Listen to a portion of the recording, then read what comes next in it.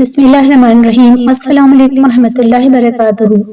ہزاروں کروڑوں ارب درود و سلام ہو میرے نبی پاک صلی اللہ تعالیٰ علیہ وآلہ وسلم اور ان کی آل پر۔ شعبان مبارک مہینہ ہمارے درمیان ہے۔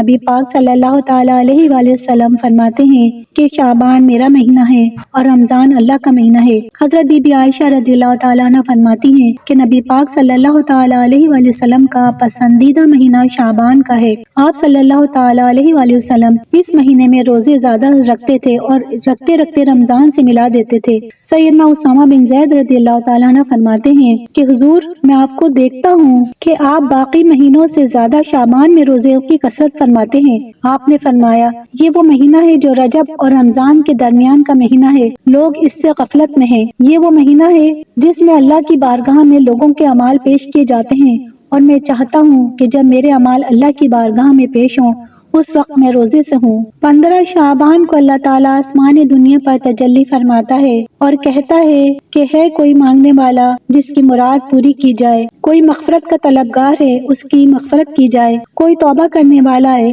اس کی توبہ قبول کی جائے۔ حضرت بی بی عائشہ فرماتی ہیں کہ میں نے نبی پاک صلی اللہ تعالیٰ علیہ وآلہ وسلم سے سنا ہے کہ اللہ تعالیٰ اپنی رحمتوں کی برسات 4 راتوں میں برساتا ہے۔ ایک عید الاضحیٰ کی چاند رات، دوسری عید الفطر کی چاند رات، اور تیسری 15 شعبان کی رات، اور چوتھی عرفہ کی رات یعنی 8 اور 9 کے درمیان کی ذی الحجہ کی رات۔ ان 4 راتوں میں اللہ تعالیٰ اپنی رحمتوں کی برسات فرماتا ہے۔ پیارے آقا حضرت محمد مصطفیٰ صلی اللہ تعالیٰ علیہ وآلہ وسلم فرماتے ہیں کہ جبریل امین میرے پاس آئے اور فرمایا آج 15 شعبان کی رات اللہ تعالیٰ اتنے لوگوں کو جہنم سے نجات فرمائے گا جتنے قبیلہ بنی کلب کی بکریوں کے بالوں کی تعداد ہے، اور سب سے زیادہ بکریاں قبیلہ بنو کلب کی تھیں۔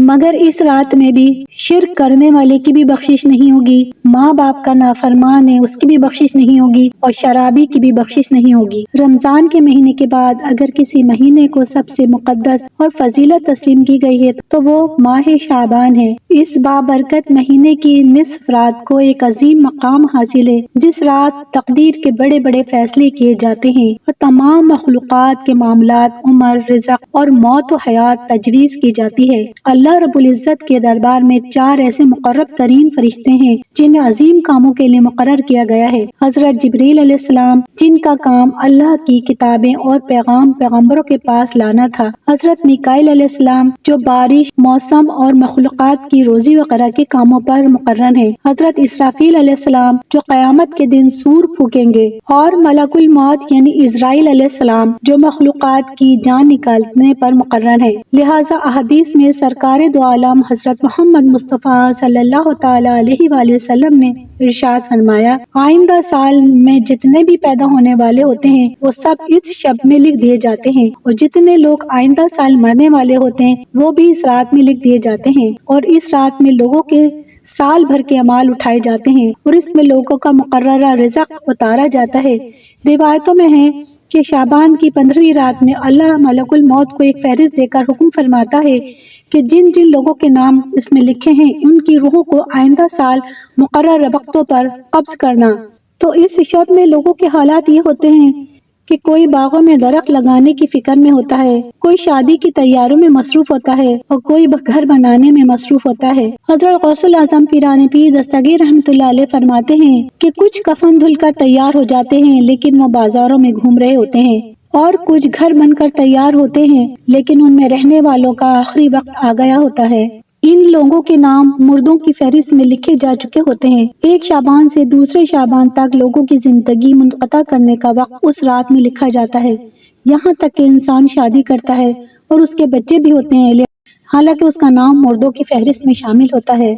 ناظرین، 15 شعبان قریب ہے، ہمارے نامہ اعمال اللہ کی بارگاہ میں پیش ہونے والے ہیں۔ پورا سال غفلت میں گزر گیا مگر ابھی بھی وقت ہے، بس یہ آخری کچھ دن رہ گئے ہیں، ان کو ضائع نہ ہونے دیں، اللہ کی عبادت کریں تاکہ اللہ کی بارگاہ میں ہمارے اعمال نامے جائیں تو یہ آخری دن کی توبہ، استغفار، عبادت اللہ کی بارگاہ میں قبول ہو جائے اور ہمارے پچھلے سال کے سارے گناہ معاف ہو جائیں۔ اللہ تعالیٰ مجھے اور آپ کو خوب خوب عبادت کرنے والا بنائے اور حضور پاک پہ خوب خوب درود بھیجنے والا بنائے۔